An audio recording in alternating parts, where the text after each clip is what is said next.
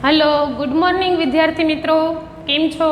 मजामां ने विद्यार्थी मित्रों तमे बधा खूब ज मजामां रहो, स्वास्थ्य तमारुं सारूं रहे अने अभ्यासमां स्वस्थ मने तमारुं जीवन के मन पोरवी शको एवी शुभेच्छा साथे आजे आपणे आपणा सामाजिक विज्ञान धोरण 10 नो अभ्यास शरू करवाना छे। विद्यार्थी मित्रों, आपणे कंटिन्यू आ बीजा विडियोनी अंदर मळीए छीए। आ पहेला सामाजिक विज्ञानना प्रकरण 15 आर्थिक विकासना पहेला भागनी अंदर आपणे आर्थिक विकासना संदर्भमां केटलोक अभ्यास कर्यो। आजे आपणे प्रकरण 15 ज सामाजिक विकासनो भाग बीजो भणवाना छीए। ए पहेला आपणे थोडुंक आगळनुं जोई लईए, कारण के कहेवाय छे मनोविज्ञाने एवा घणा बधा संशोधनो कर्या छे के पूर्व ज्ञानना आधारे आपणे नवुं ज्ञान मेळवी शकीए छीए के शीखी शकीए छीए। एना माटे पूर्व ज्ञान होवुं जरूरी छे। मतलब के काले आपणे अभ्यास कर्यो छे एनी आपणी पासे माहिती हशे, ए आपणे सारी रीते समज्या हशुं तो आजना अभ्यासमां आगळना अभ्यासने आपणे पोरवीने के आगळना अभ्यासनो उपयोग करी अने आपणे नवुं ज्ञान छे ते सारी रीते केळवी शकीए छीए। कहेवाय छे के कोई ड्राइविंग शीखवुं होय आपणे तो पहेला तो स्कूटर के बाइक शीखवुं छे तो साइकल आवडवी जरूरी छे। जो साइकल उपर कंट्रोल करी शकता हशो तो बाइक ने के स्कूटर ने कंट्रोल करी शकाशे। आवी ज रीते फोर व्हील शीखवी होय तो टू व्हीलर आवडવું जरूरी है। तो यानो जे सिद्धांत है ने ते शुं छे तो कि पूर्व ज्ञान नवा ज्ञान उपर असर पाड़े छे के उपजावे छे। तो आर्थिक विकास आपणे भणीए तो आर्थिक विकासना आगळना पॉइंट भणवा होय तो पहेला भणी गयेला पॉइंटने ध्यानमां राखवा पड़े। ए पॉइंटनो उपयोग करी अने आगळना पॉइंटनो अभ्यास छे ते करी शकाय छे। तो गई काले आपणे जे भण्या छीए ते शुं तो कि आपणे गई काले आर्थिक विकासनो अर्थ समज्या।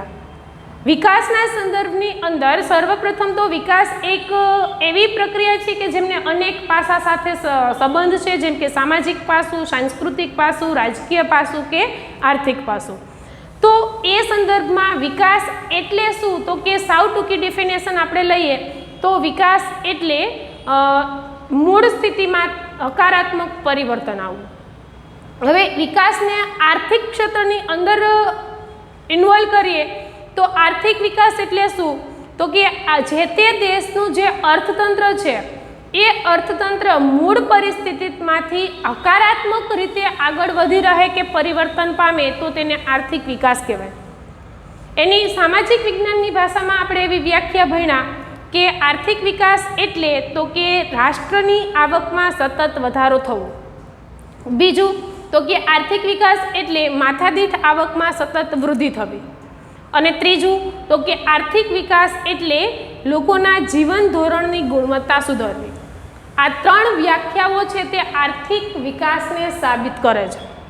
त्यार पछी गई काले आपणे आर्थिक विकास अने वृद्धि वच्चेनो तफावत भण्या, जेमां कंईक आपणे एवुं भण्या हता के विकसित देशोमां आवक वधे, उत्पादन वधे, लोकोनी जीवननी गुणवत्ता सुधरे तो विकसित देशोमां ते आर्थिक वृद्धि छे।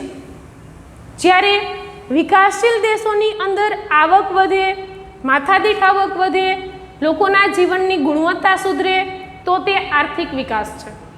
बंने वच्चे आटलो तफावत केम तो के विकसित देशोना लोको सापेक्ष रीते गरीब होय छे। जेमना गरीबमां गरीब माणस छे ते पोतानी मुख्य 5 जरूरियातो रोटी, कपड़ा, मकान, शिक्षण अने आरोग्य सारी रीते संतोषी शके छे तो ते सापेक्ष गरीब छे, निरपेक्ष गरीब नथी।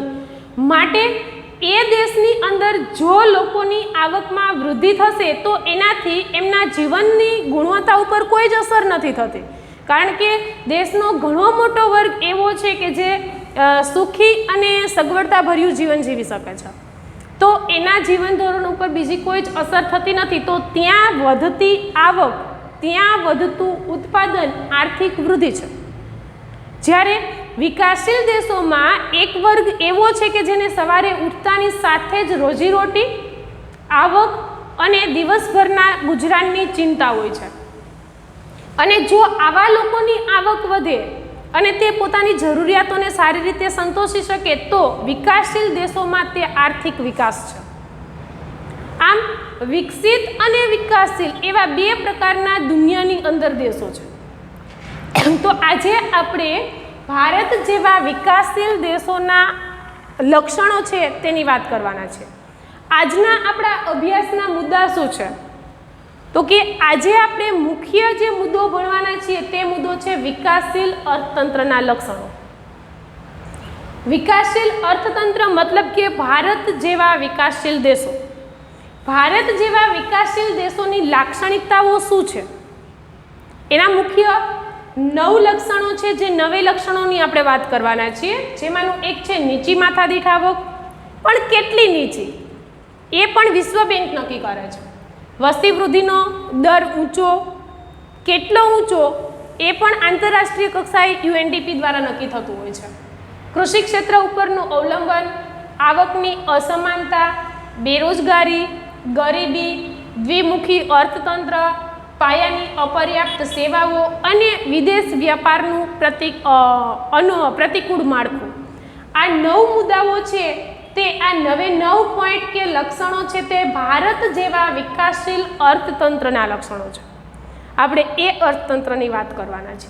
સર્વપ્રથમ આ અર્થતંત્રના લક્ષણો ભણીએ એ પહેલાં મેં તમને 2 શબ્દ આપ્યા છે જે તમારા માટે નવા છે. એક છે વિકસિત, બીજું છે વિકાસશીલ, અને હજુ પણ એક ત્રીજો શબ્દ છે જે છે અલ્પ વિકસિત. આ ત્રણેય શબ્દ અર્થશાસ્ત્રના એવા શબ્દો છે કે જે તે દેશની આર્થિક સ્થિતિનું સૂચન કરે છે. સર્વપ્રથમ આપણે વાત કરીએ વિકસિત. અમેરિકા, રશિયા, કેનેડા વગેરે જેવા દેશો કે જેને આપણે વિકસિત દેશો કહીએ છીએ, તો એવા દેશો કે જેમનો વિકાસ ઓલરેડી થઈ ચૂક્યો છે, તે વિકાસમાં આગળ વધી રહ્યા છે નહીં, પરંતુ એવા દેશો કે જેમનું વિજ્ઞાન ટેકનોલોજી, જે દેશની આવક, જે દેશમાં ગરીબીનું નીચું પ્રમાણ છે, બેરોજગારીનું પ્રમાણ ઓછું છે, પ્લસ એ દેશનું શોધખોળો અને વિજ્ઞાન ટેકનોલોજી ખૂબ જ આગળ પડતા છે કે જે લોકોના જીવનને સમૃદ્ધ અને સગવડતાભર્યું બનાવે છે, તો એ દેશોને આપણે વિકસિત દેશોમાં મૂક્યા છે. સામાન્યતઃ બીજા વિશ્વયુદ્ધ પહેલાં જ જે દેશો આર્થિક દ્રષ્ટિએ ખૂબ જ આગળ હતા એ દેશોનો સમાવેશ વિકસિત દેશોમાં થાય છે. એવી જ રીતે બીજો એક શબ્દ તમારા માટે છે વિકાસશીલ. વિકાસશીલ એટલે શું? તો કે વિકાસની દિશામાં આગળ વધી રહેલું. બીજા વિશ્વયુદ્ધ પછી મતલબ કે ઈસવીસન 1945 પછી જે દેશ સ્વતંત્ર થયા, જેમાં ભારત આવી જાય, કારણ કે ભારત સ્વતંત્ર થયું 1947માં, એવા દેશો કે જે બીજા વિશ્વયુદ્ધ પછી ફ્રેન્ચ અને બ્રિટિશ પ્રજાના શાસનમાંથી સ્વતંત્ર થયા છે અને એ દેશોનો એક સમયે વિકાસ રૂંધાઈ ચૂક્યો હતો, જે આજે વિકાસની દિશામાં આગળ વધી રહ્યા છે, એવા દેશોને વિકાસશીલ દેશો તરીકે ઓળખવામાં આવે છે, જેમાં ભારતનો સમાવેશ પણ થાય છે. દુનિયાના દેશોનો ત્રીજો વિભાગ હતો અલ્પ વિકસિત દેશો. એવા અલ્પ વિકસિત દેશો કે જે દેશમાં ગરીબી મોટા પાયા પર છે, જે દેશનો વિકાસ ખૂબ જ નીચો છે, એને અલ્પ વિકસિત દેશો ગણવામાં આવતા. પરંતુ છેલ્લા 2 દાયકા પછી દુનિયાના આ 3 દેશોમાંથી અલ્પ વિકસિત દેશ શબ્દ જ કાઢી નાખવામાં આવ્યો છે. કારણ તો કે અલ્પ વિકસિત શબ્દ છે ને તે સ્થગિત થઈ જવું આવું સૂચન કરે છે.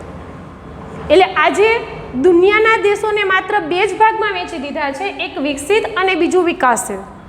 જે અલ્પ વિકસિત શબ્દ હતો તે અર્થતંત્રએ તેમના અભ્યાસક્રમમાંથી જ કાઢી નાખ્યો. કારણ તો કે અલ્પ વિકસિત શબ્દનું સૂચન સ્થગિતતા કરે છે. સ્થગિત થઈ જવું મતલબ કે દુનિયાનો એવો એક પણ દેશ નથી કે જે સ્તંભી ગયો હોય, કે જેનો વિકાસ થતો જ ન હોય. એવા દેશો છે કે જે વિકાસની દિશામાં ઓછા વધતા પ્રમાણમાં આગળ વધી રહ્યા હોય. કેટલાક દેશો એવા છે કે જેમનો ધીમો વિકાસ થઈ રહ્યો છે, તો ભારત જેવા કેટલાક દેશો એવા છે કે જેમનો ખૂબ જ ઝડપથી વિકાસ થઈ રહ્યો છે. આ સ્થિતિ છે ઓછા વધતા પ્રમાણમાં વિકાસ તો થઈ રહ્યો જ છે, વિકાસ સ્તંભેલો નથી. એટલે અર્થશાસ્ત્રીઓએ અર્થતંત્રના કે અર્થશાસ્ત્રમાંથી અલ્પ વિકસિત શબ્દને કાઢી નાખ્યો છે. આજે દુનિયાના બે પ્રકારના દેશો છે, વિકસિત દેશો અને વિકાસશીલ દેશો. એમાંથી યુએસએ મતલબ કે અમેરિકા છે, રશિયા, કેનેડા, આ બધા દેશોનો સમાવેશ વિકસિત દેશોમાં થાય છે. જ્યારે ભારત, શ્રીલંકા, પાકિસ્તાન, ઇન્ડોનેશિયા બધા આ દેશોનો સમાવેશ છે તે આજના આપણા વિકાસશીલ દેશોની અંદર થાય છે. તો ભારત વિકાસશીલ દેશ છે તો આપણને ખ્યાલ હોવો જોઈએ ને કે ભારત વિકાસશીલ શા માટે છે, એના કેટલાક લક્ષણો છે. દાખલા તરીકે તમે કોઈ શરદી થઈ હોય, તાવ આવ્યો હોય કે શરીરમાં કંઈ તમને અજુબતું લાગે તો ડૉક્ટર પાસે દવા લેવા જાઓ તો ડૉક્ટર તમને સીધી દવા નથી આપતા. પહેલાં તમારા બીમારીના લક્ષણો તમને પૂછે છે. શું તમને માથું દુખે છે, કળતર થાય છે, કે નાકમાંથી પાણી આવે છે, વારંવાર ઉધરસ આવે છે? આવા લક્ષણોના આધારે નક્કી કરે છે ડૉક્ટર કે તમને શરદી છે કે તાવ છે, પછી દવા આપે છે. તો આપણો દેશ વિકાસશીલ છે તો એના કેટલાક લક્ષણો તો હશે ને કે તે વિકાસશીલ શા માટે છે. તો વિકાસશીલ દેશોના લક્ષણો, આપણો દેશ વિકાસશીલ હોય તો આપણને ખ્યાલ હોવા જોઈએ. એ જ લક્ષણોની આપણે આજે વાત કરવાના છે. સામાન્ય રીતે વિકસિત અને વિકાસશીલ આ બે પ્રકારના દેશો માથાદીઠ આવકના આધારે જુદા પડે છે. વિકસિત દેશો અને વિકાસશીલ દેશો શેના આધારે જુદા પડે છે વિદ્યાર્થી મિત્રો? તો કે માથાદીઠ આવકના આધારે. કેટલી માથાદીઠ આવક હોય તો વિકસિત કહેવાય ને કેટલી માથાદીઠ આવક હોય તો વિકાસશીલ કહેવાય? તો કે 2004ની અંદર વિશ્વ બેંકે એક અહેવાલ આપ્યો છે. એ અહેવાલ મુજબ જો કોઈ પણ દેશની માથાદીઠ આવક $335 કરતાં નીચી હશે તો તે દેશનું અર્થતંત્ર વિકાસશીલ છે. પણ જો કોઈ પણ દેશની માથાદીઠ આવક $735 કરતાં વધુ હશે તો તે દેશનું અર્થતંત્ર વિકસિત છે. માત્ર માથાદીઠ આવકથી જ વિકસિત દેશ કે વિકાસશીલ દેશ જુદો નથી પડી જતો. માથાદીઠ આવક કરતાં પણ બીજા કેટલાય મુદ્દાઓ છે તે ધ્યાનમાં લેવાતા હોય છે. પરંતુ તફાવતને ક્લિયર કરવા માટે વિશ્વ બેંક જે તે દેશની માથાદીઠ આવકને ધ્યાનમાં લે છે. એટલે માથાદીઠ આવક નિશ્ચિત કરેલી છે વિશ્વ બેંકે $735. તમે કહેશો કે $, જ શા માટે? તો કે આપણે બધા જાણીએ છીએ કે સંયુક્ત રાષ્ટ્રની અંદર આજે 199 દેશો છે અને એ 199 દેશોમાંથી મહાસત્તા અમેરિકા છે. એટલે આંતરરાષ્ટ્રીય કક્ષાએ વ્યાપાર માટે સ્વીકૃત નાણું હોય તો તે છે $. એટલે કોઈ બે દેશની જ્યારે તુલના થતી હોય છે ત્યારે તે બંને દેશની તુલના માટે જો આર્થિક પાસું ધ્યાનમાં લેવાય તો એ બંને દેશની તુલના માટે $, ધ્યાનમાં રાખવામાં આવે છે. એટલે વિકસિત અને વિકાસશીલ દેશોને $, ની આવક દ્વારા જુદા પાડવામાં આવ્યા છે. ભારત વિકાસશીલ દેશ છે, આ વસ્તુ આપણે બધાએ સ્વીકારી લીધી. કારણ તો કે ભારત હજુ અમેરિકા, રશિયાની જેમ વિકસિત થઈ ચૂક્યો નથી. તમે કહેશો કે એવું તમે કેમ કહી શકો કે ભારત અમેરિકાની જેમ વિકસિત નથી થયો? તો કે ભારત અમેરિકાની જેમ વિકસિત નથી થયો તેના ઘણા લક્ષણો છે. આ 9 લક્ષણો ભારતને પણ લાગુ પડે છે. માટે ભારતનું અર્થતંત્ર વિકાસશીલ છે. અને એ વિકાસશીલ અર્થતંત્રના લક્ષણો આપણે એક પછી એક પોઈન્ટ વાઇઝ વિસ્તારથી ભણીએ. સૌથી પહેલું લક્ષણ લઈએ નીચી માથાદીઠ આવક. એવા દેશો કે જે દેશોની માથાદીઠ આવક નીચી છે એ દેશનું અર્થતંત્ર વિકાસશીલ છે. તમે કહેશો કે નીચી એટલે કેટલી નીચી? કંઈક એનો માપદંડ તો હોય ને. તો કે પહેલાં જ મેં તમને કહ્યું કે વિશ્વ બેંકે 2004ની અંદર જે અહેવાલ તૈયાર કર્યો એ અહેવાલ મુજબ જો દેશની માથાદીઠ આવક $735 કરતાં નીચી હોય તો એ દેશના અર્થતંત્રને વિકાસશીલ અર્થતંત્ર તરીકે ઓળખવામાં આવે છે. ત્યાર પછીનું વિકાસશીલ અર્થતંત્રનું બીજું લક્ષણ લઈએ તો વસ્તી વૃદ્ધિ. એવા દેશો કે જે દેશનો વસ્તી વૃદ્ધિ દર 2%થી વધારે છે, એવા દેશો કે જે દેશોનો વસ્તી વૃદ્ધિ દર 2%થી વધુ છે, મતલબ કે ટકાવારી પ્રમાણે જોઈએ તો પ્રત્યેક 1000 લોકોએ 2%ના દરે જો વસ્તી વધી રહી હોય તો એને વસ્તી વૃદ્ધિનો ઊંચો દર ગણી શકાય, તો એ દેશનું અર્થતંત્ર વિકાસશીલ હોય. તમે કહેશો કે ભારતની વસ્તી વૃદ્ધિનો દર કેટલો છે? તો કે ભારતની વસ્તી વૃદ્ધિનો દર છે 1.90%. ભારતમાં પ્રત્યેક વર્ષે આજની આપણી વસ્તી છે 125 કરોડ, 125 કરોડ 2011ની વસ્તી ગણતરી પ્રમાણે. આજે 2021માં વસ્તી ગણતરી થશે એટલે ભારતની વસ્તી કદાચ મારા ખ્યાલ મુજબ 135 થી 40 કરોડની વચ્ચે હશે. તો આ દરે વધી રહેલી વસ્તી છે તે સૂચિત કરે છે કે ભારતમાં પ્રત્યેક વર્ષે 1.90%ના દરે વસ્તી વધે છે, એટલે કે પ્રત્યેક વર્ષે આશરે ભારતમાં 2 કરોડ નવા બાળકો જન્મે છે. હવે ભારતમાં પ્રત્યેક વર્ષે 2 કરોડ નવા બાળકો જન્મ લે છે તે વસ્તી વૃદ્ધિ દર 1.90% સાબિત કરે છે, જેમાં 2%માં કાંઈ જ ઓછું નથી. તો ભારતનો ઊંચો વસ્તી વૃદ્ધિ દર છે તે ભારતના અર્થતંત્રને કેવું સાબિત કરે છે? તો કે વિકાસશીલ. ત્યાર પછીની વાત કરીએ તો વિકાસશીલ દેશોનું ત્રીજું લક્ષણ છે કૃષિ ક્ષેત્ર પરનું અવલંબન.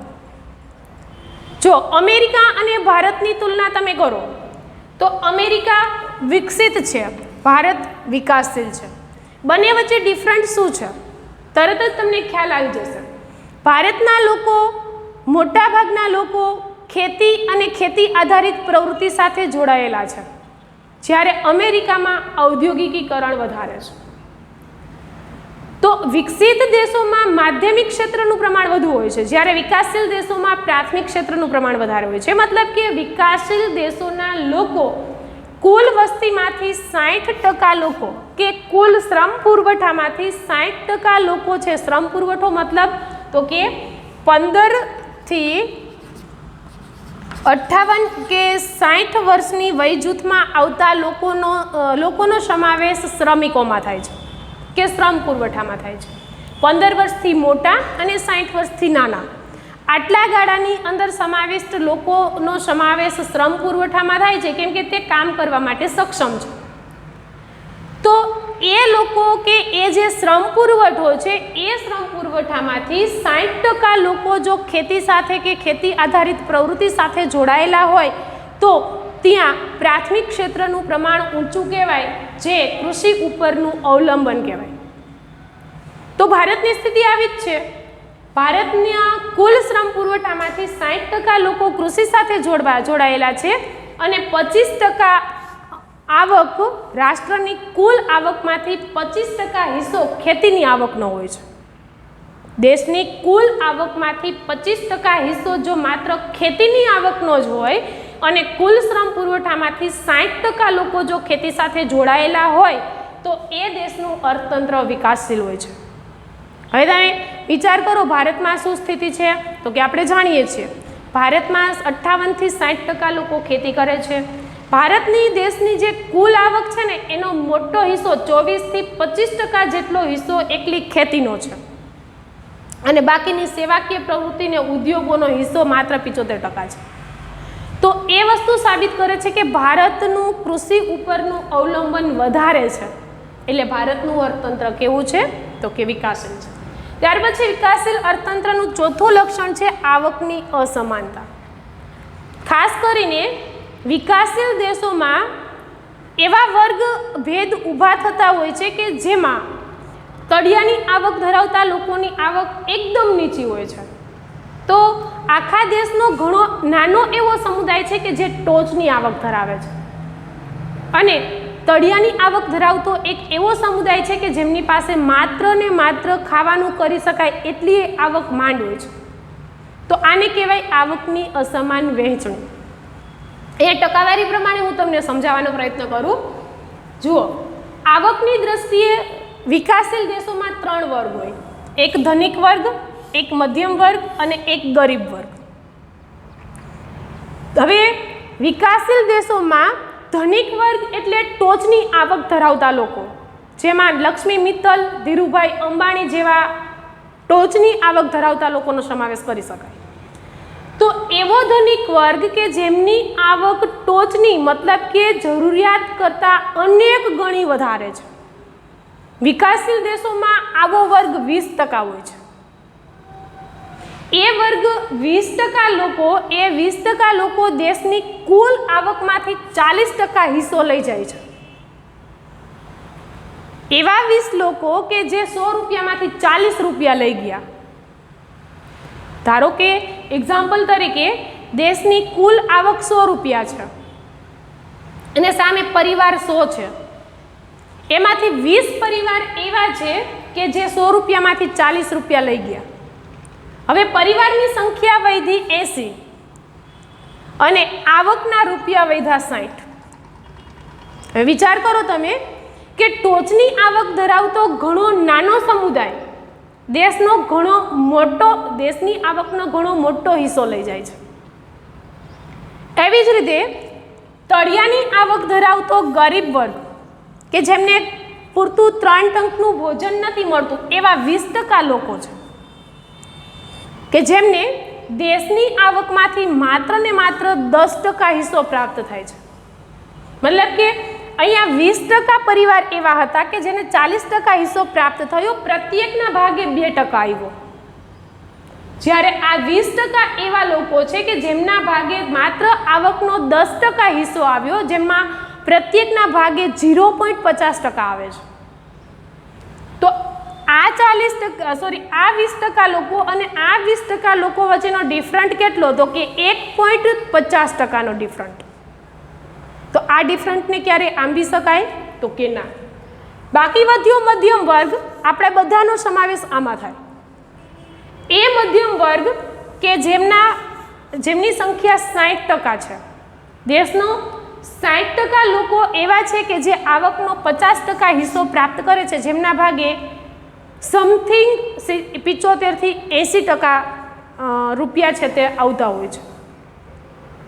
તો આ દ્રષ્ટિકોણથી આપણે જોઈએ તો વિકાસશીલ દેશોની અંદર આવકની અસમાન વહેંચણી થઈ રહેલી હોય છે. એટલે કે આપણી સાવ સાદી ભાષામાં કહીએ તો ધનિક વધુને વધુ ધનિક હોય છે, જ્યારે ગરીબ વધુને વધુ ગરીબ હોય છે. ધનિક વધુને વધુ ધનિક બનતો જતો હોય છે કેમ કે તેને ઘણી મોટી આવકનો હિસ્સો મળે છે, જ્યારે ગરીબ વધુને વધુ ગરીબ બનતો જાય છે કારણ કે તો એને ઘણી ઓછી આવકનો હિસ્સો મળે છે. તો આવી સ્થિતિ જો અર્થતંત્રની હોય તો એ અર્થતંત્રને વિકાસશીલ અર્થતંત્ર કહેવાય. આજે ભારતની સ્થિતિ કંઈક આવી છે. ત્યાર પછીની વાત કરીએ તો વિકાસશીલ અર્થતંત્રનું 5મું લક્ષણ છે બેરોજગારી. બેરોજગારી એટલે શું?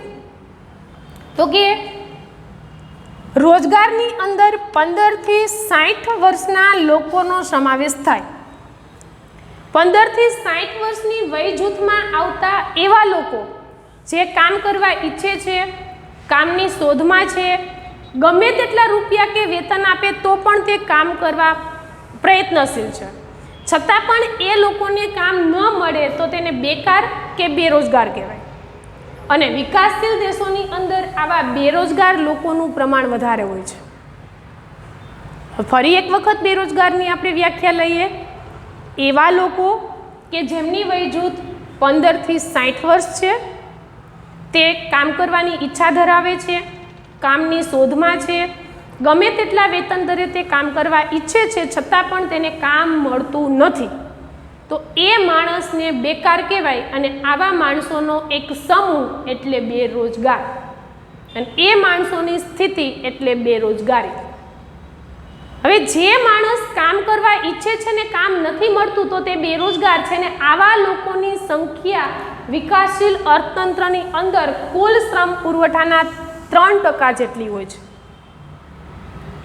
100 લોકોએ 3 માણસ કામની શોધમાં હોય છે, તેને કામ નથી મળતું. હવે જે અર્થતંત્રની અંદર બેરોજગારીનું પ્રમાણ 3% થી વધારે હોય તો એવા અર્થતંત્રને વિકાસશીલ અર્થતંત્ર તરીકે ઓળખવામાં આવે છે. એવી જ રીતે છઠ્ઠો એનું લક્ષણ છે ગરીબી. જ્યાં બેરોજગારી હોય ત્યાં ગરીબી હોય, કારણ કે બેરોજગારી અને ગરીબી બે એકબીજાની સગી બહેનો છે. કારણ તો કે બેરોજગારી એટલે બેકાર. બેકાર માણસ પાસે આવક નથી તો તે પોતાની જરૂરિયાતો સંતોષી શકતો નથી, તો તે ગરીબ છે. એટલે વિકાસશીલ અર્થતંત્રમાં 3%થી વધારે લોકો બેકાર હોય છે, માટે ત્યાં ગરીબી પણ મોટા ભાગની હોય છે. મોટા ભાગની મતલબ કુલ વસ્તીના ત્રીજા ભાગની. આશરે 30 થી 33% લોકો ગરીબી રેખા નીચેનું જીવન જીવતા હોય છે. તો ભારતની સ્થિતિ પણ આજે આવી છે. ભારતમાં આજે 25 થી 30%ની વચ્ચે ગરીબીનો આંકડો રમે છે.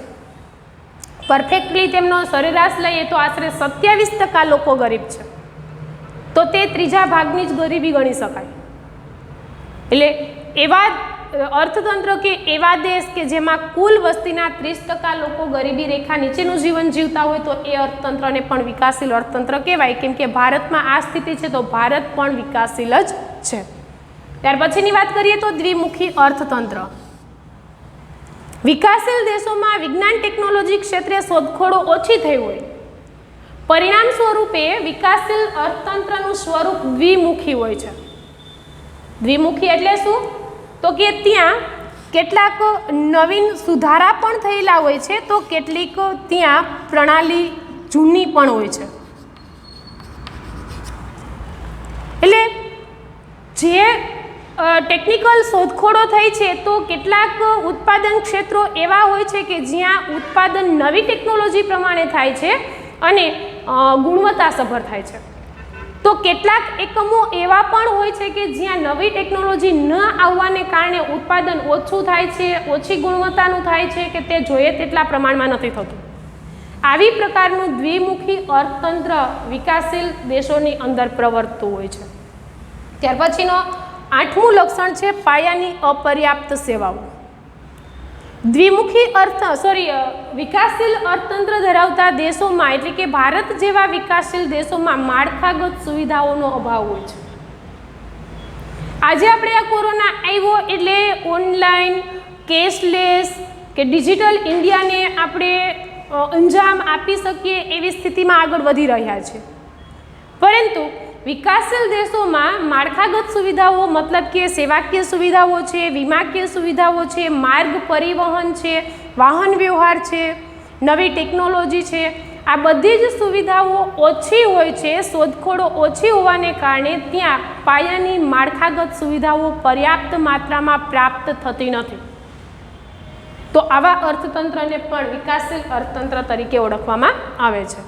ત્યાર પછી વિકાસશીલ અર્થતંત્રનું છેલ્લું લક્ષણ છે વિદેશ વ્યાપારનું સ્વરૂપ.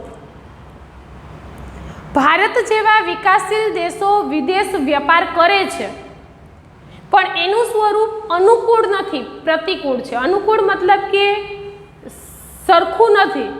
પ્રતિકૂળ એટલે કેવું છે? તો કે અર્થતંત્રના વિકાસ સાથે સરખાવી ન શકાય કે અર્થતંત્રના વિકાસ સાથે મેળ ન બેસે તેવી પ્રકારનું પ્રતિકૂળ છે, વિરોધાભાસી છે.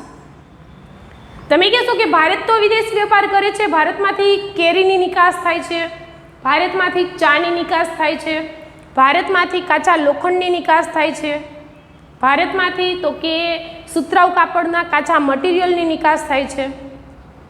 ઘણી નિકાસો ભારત કરે છે, પણ હું અત્યારે જેટલી નિકાસો બોલી એટલી નિકાસોમાં એકેય એવી નિકાસ છે ખરી કે જે ભારતે બનાવ્યું હોય ને વેચ્યું હોય? મતલબ કે તૈયાર માલ વેચ્યો હોય? ના. ભારત માત્ર કાચા માલની નિકાસ કરે છે, કાચું લોખંડ નિકાસ કરે છે અને તૈયાર યંત્ર સામગ્રી આયાત કરે છે. પણ ભારતે બનાવેલું યંત્ર તેણે નિકાસ કર્યું તો કે ના. આને જ કહેવાય પ્રતિકૂળ માળખું. તૈયાર વસ્તુઓની આપણે આયાત કરીએ છીએ અને કાચી ચીજ વસ્તુઓની આપણે નિકાસ કરીએ છીએ. બજારમાં કાચી ચીજવસ્તુના ભાવ ઓછા હોય છે, તૈયાર ચીજવસ્તુના ભાવ ઊંચા હોય છે. માટે આપણે શું કરવું પડે છે? તો કે કૃષિ ઉત્પાદન નિકાસ કરીએ, ફળફળાદી નિકાસ કરીએ, કાચું લોખંડ નિકાસ કરીએ, એની આપણને પૂરતી કિંમત મળતી નથી. પરંતુ એનો ઉપયોગ કરીને, કાચા લોખંડનો ઉપયોગ કરીને જર્મની, જાપાન જેવા દેશોએ બનાવેલી યંત્ર સામગ્રી આપણે આયાત કરીએ તો એની આપણે ઊંચી કિંમત ચૂકવવી પડે છે. એનાથી શું થાય છે તો કે એક પ્રકારનું એવું પ્રતિકૂળ વાતાવરણ ઊભું થાય છે જેમાં આવક નીચી રહે છે ને જાવક વધી જાય છે. દાખલા તરીકે કોઈ એક ખેડૂત છે તે કપાસની નિકાસ કરીને સુતરાઉ કાપડ ખરીદવા જાય તો ખેડૂત એવું કહી શકે કે આ કપાસ મેં જ ઉત્પાદિત કર્યો છે અને મેં ઘણા નીચા ભાવે વેચ્યો છે, તો તમે મને કાપડ નીચા ભાવે આપો? નહીં કહી શકે. એમ કે કપાસનો ઉપયોગ કરી અને કંપનીએ તેમાંથી સુતરાઉ કાપડ બનાવ્યું એટલે ખેડૂત નીચા ભાવે કપાસ આપે ને ઊંચી કિંમતે સુતરાઉ કાપડ ખરીદે. તો આવી સ્થિતિ ભારતની છે. નીચા ભાવે કાચું લોખંડ દુનિયાના દેશોને આપે છે અને ઊંચી કિંમત આપી અને તૈયાર યંત્રો ભારત ખરીદે છે. તો એનાથી વિદેશ વેપારની પ્રતિકૂળતા ઊભી થાય છે. નિકાસી આવક ઓછી થાય છે અને આયાતી ખર્ચ વધી જાય છે. નિકાસ થવાથી આવક થાય, પણ કાચી મટીરિયલની નિકાસ કરીએ તો આવક ઓછી રહે છે. તૈયાર ચીજ વસ્તુની આયાત કરીએ તો જાવક વધી જાય છે. આનાથી વિદેશી હુંડિયામણ ઉપર પ્રતિકૂળ અસર ઊભી થાય છે. એટલે કે વિદેશી આવક ઓછી થવાને કારણે એ દેશનો વિકાસ જોઈએ તેટલો થઈ શકતો નથી. આમ વિકાસશીલ અર્થતંત્ર ધરાવતા દેશોનું વિદેશ વેપારનું માળખું પણ કેવું હોય છે? પ્રતિકૂળ હોય છે. વિદ્યાર્થી મિત્રો, વિકાસશીલ દેશોની અંદર ભારતનો સમાવેશ થાય છે. તો ભારત શા માટે વિકાસશીલ છે આપણે આ 9 પોઈન્ટના આધારે સમજ્યા. એક તો $735 કરતાં નીચી આવક ધરાવે છે, 2% જેટલો વસ્તી વૃદ્ધિ દર ધરાવે છે, દેશની કુલ વસ્તીમાંથી 60% લોકો કૃષિ સાથે જોડાયેલા છે, આવકની અસમાનતા કંઈક આવા પ્રકારની છે જેમાં 20% લોકો દેશનો ઘણો મોટો હિસ્સો લઈ જાય છે અને 20% એવા લોકો છે કે જેને ઘણો ઓછો હિસ્સો પ્રાપ્ત થાય છે. આશરે કુલ શ્રમ પુરવઠાના 3% લોકો બેરોજગાર છે. દેશની કુલ વસ્તીના 3 ભાગના લોકો ગરીબ છે. દેશની અંદર સુધારાવાદી અને પ્રણાલીગત એમ બંને પ્રકારનું આર્થિક કાર્ય થાય છે, એટલે દ્વિમુખી અર્થતંત્ર છે. પાયાની અપર્યાપ્ત સુવિધા વાહન વ્યવહાર, પરિવહન, માર્ગ વ્યવહાર, વીમાકીય, બેન્કિંગ સુવિધાઓનું માળખું નીચું જોવા મળે છે અને વિદેશ વેપારનું સ્વરૂપ પ્રતિકૂળ જોવા મળે છે. આ 9 લક્ષણો છે તે વિકાસશીલ અર્થતંત્રના લક્ષણો છે. વિદ્યાર્થી મિત્રો, તમને પરીક્ષાની અંદર આ પાઠમાંથી જે પ્રશ્નો પૂછાય છે તેમાં વિકાસશીલ અર્થતંત્રના લક્ષણો આ પ્રશ્ન 2 માર્ક્સની અંદર પૂછાતો હોય છે. તમને પ્રશ્ન થશે કે 2 માર્ક્સમાં આપણે 9 પોઈન્ટ વિસ્તાર સાથે લખવા તો કે ના. માનો કે તમને 2 માર્ક્સમાં પ્રશ્ન પૂછ્યો કે વિકાસશીલ અર્થતંત્રના લક્ષણો જણાવો, તો તમારે આ 9 લક્ષણમાંથી કોઈ પણ 2 લક્ષણનો સવિસ્તાર ઉલ્લેખ કરવાનો રહે. કોઈ પણ 2 લક્ષણ વિસ્તારપૂર્વક સમજાવવાના રહે. તો આજે આપણે આપણા આ અભ્યાસની અંદર 15મા પાઠનો એક પ્રશ્ન મુદ્દાવાઇઝ ભણ્યા અને એ પ્રશ્ન કયો હતો તો કે વિકાસશીલ અર્થતંત્રના લક્ષણો. આવતીકાલે ફરીથી નવા વિડીયોની અંદર કે નેક્સ્ટ ટાઈમ આપણે આ જ પાઠના 2 પ્રશ્નો ભણવાના છીએ, જેમાં એક પ્રશ્ન છે આર્થિક પ્રવૃત્તિ અને બિન આર્થિક પ્રવૃત્તિ અને બીજો પ્રશ્ન છે ભારતના અર્થતંત્રનું માળખું. આર્થિક બિન આર્થિક પ્રવૃત્તિનો તફાવત ભણીશું અને ભારતીય અર્થતંત્રના માળખાની અંદર ભારતની 3 આર્થિક પ્રવૃત્તિઓ, પ્રાથમિક ક્ષેત્ર, માધ્યમિક ક્ષેત્ર અને સેવાકીય ક્ષેત્ર, આ 3 આર્થિક પ્રવૃત્તિઓનો અભ્યાસ આપણે નેક્સ્ટ વિડીયોની અંદર કરીશું. ત્યાં સુધી આપણે અગાઉનો જે એક વિડીયો ભણ્યા છીએ તે આજનો વિડીયો મતલબ કે આજનો ભાગ 2 બંનેનું વાંચન કરવાનું છે. સમજાવી દીધેલા પ્રશ્નો અને મુદ્દાઓને આપણે પાકા કરવાના છે, સમજીને વિચારીને લખવાનો પ્રયત્ન કરવાનો છે અને નેક્સ્ટ ટાઈમ જે ભણીએ તે પાછું ફરીથી તમે વાંચીને આવજો, જેથી કરીને આપણે આગળનું છે તે ખૂબ જ સારી રીતે સમજી શકીએ. ત્યાં સુધી આવજો વિદ્યાર્થી મિત્રો. જય હિન્દ, જય ભારત.